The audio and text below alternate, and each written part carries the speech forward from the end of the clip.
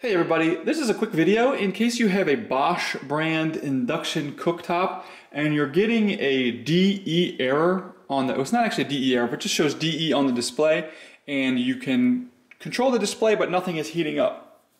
So how can you get rid of this and get your cooktop working again? It's real simple. I'm going to explain what's going on here.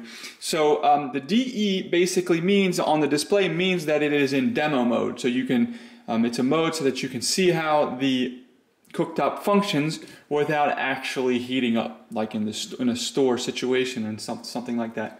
So the only thing you need to do to remove the DE function is to do a hard reset on it.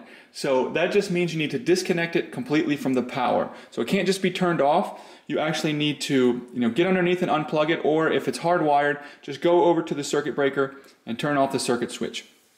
And leave it disconnected for 30 seconds to a minute, and then turn the circuit breaker back on or plug it back in. And then as soon as you do that, you want to come over and turn it back on and turn the heat on and make sure that it's working. Because if you don't turn it on within 3 minutes, it might stay in the demo mode. So anyways, hope this video helped you. Thanks a lot for watching. Have a great day.